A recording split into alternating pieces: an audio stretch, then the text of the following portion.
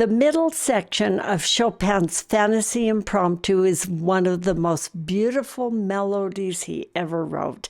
But because it's so repetitive, many pianists struggle to keep it interesting.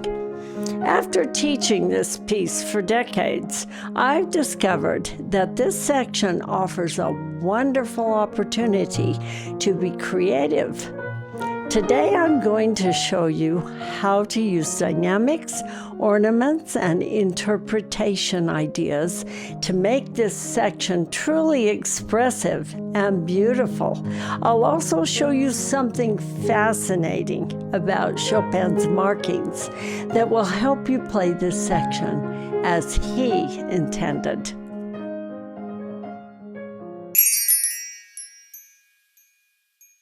The ornaments in the middle section is an important way to create variation. Since the theme comes 4 different times, we want to try to make it as varied as possible and as interesting as possible. And, you know, there's lots of ways to do this. You can interpret these ornaments in different ways. I'll show you what I do with them and the ways that I interpret them. On bar 43, when I start this middle section, I keep my ornament fairly simple. So this turn is just a simple turn. You can call that a trill or a turn. So I keep it very simple.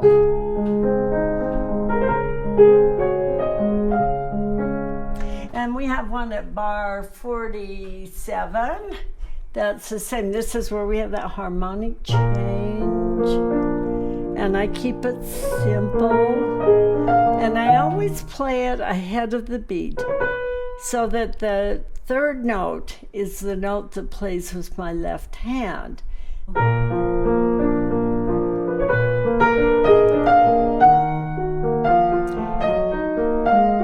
Now here, keep these super light. Keep your arm weight off of the keys and your fingers and just play very light. And try not to play these too fast because that destroys the mood of the piece. So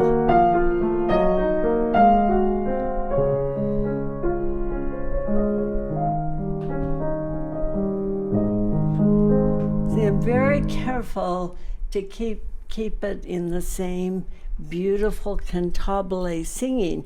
I'm thinking of how a singer would sing that. They wouldn't sing it like that, so we shouldn't play it like that.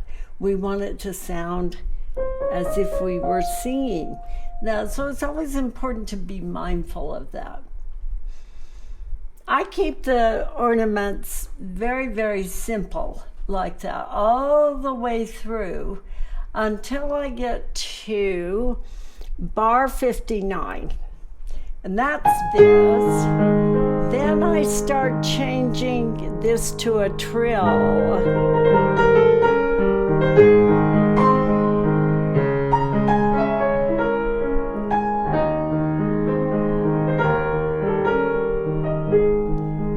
From here, where I have this pianissimo section,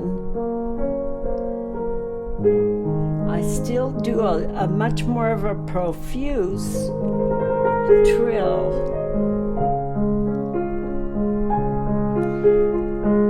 Here, I'm careful not to play those too fast. I do more trill here.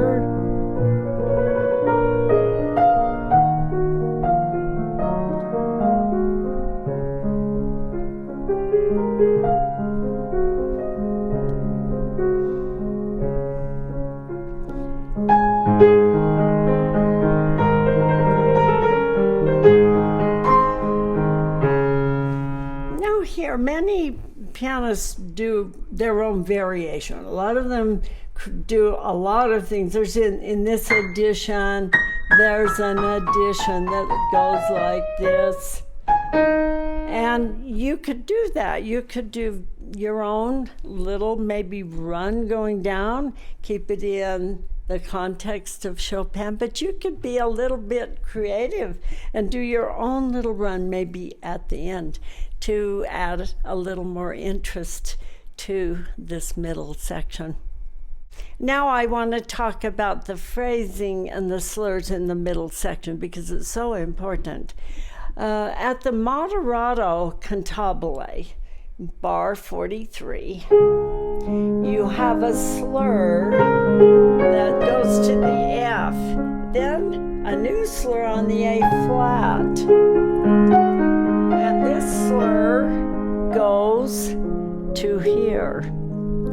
Now, I've always thought it was curious that Chopin didn't make that into one long slur so that you wouldn't lift from the F to the A flat.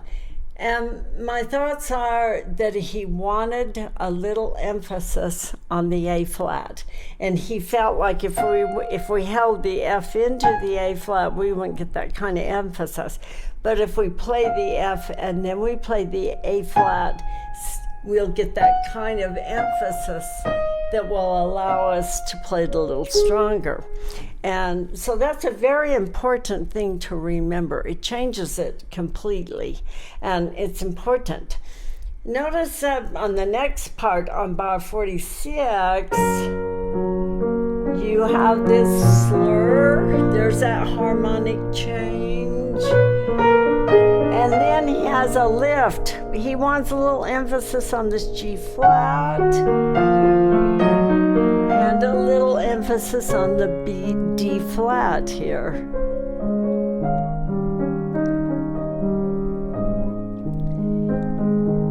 He could have put one long slur line over all of that, but it would have changed how it sounded. And composers do this because they want emphasis on certain notes. So they end with a slur, they'll start with a new slur, and that gives emphasis to that new note. And it doesn't mean that you lift your pedal at that point. You keep your pedal down, you lift your hand.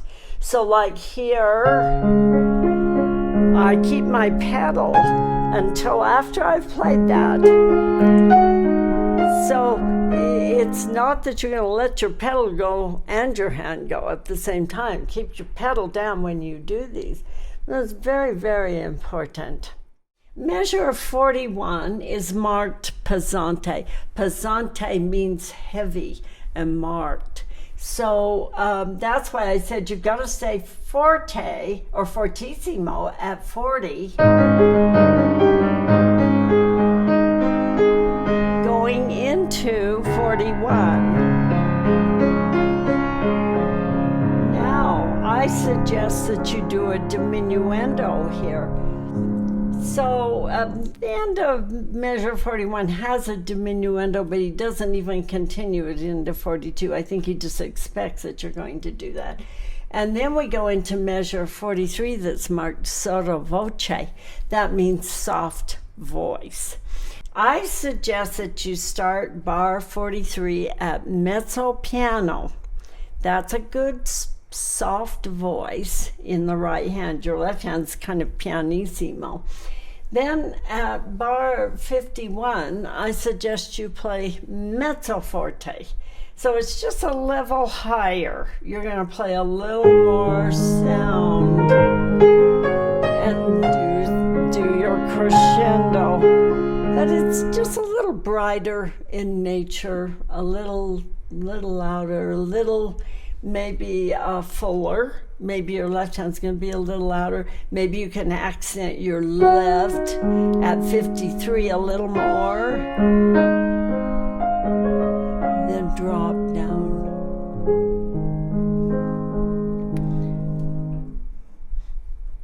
At bar 59, you have a sforzando on the first note. Now, you have to be careful with that because that's really clearly just a small push. So he's just doing, he wants that to be a clear downbeat before you start this to the forte, and then fortissimo, stay forte, and then diminuendo, and keep going softer to here. Now, here I suggest you put on the soft pedal, and I suggest you keep the soft pedal on clear until measure 70.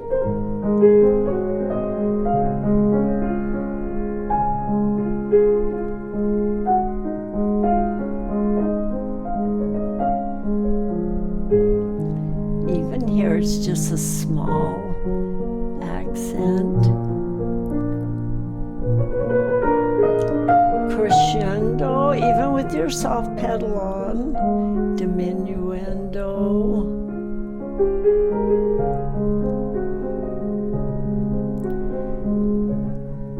So that gives variety to this middle section. You can think of this section, this pianissimo section, as maybe a little more reverent, a little more just reflective of the very beginning, maybe a little more somber. If you'd like to truly master this beautiful piece, I invite you to check out my full course on Chopin's Fantaisie-Impromptu. You'll receive the sheet music with my personal fingering, pedaling, and dynamic markings, and learn the technique secrets that will help you play fast and evenly without tension. You'll also discover how to conquer the polyrhythms and get in-depth guidance on dynamics, interpretation, pedaling, and ornaments. The course is linked in the description below and available at brillantepianoduo.com.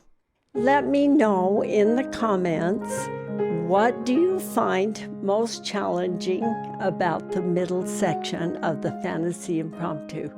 Your comments help me know what videos to make next. Thank you.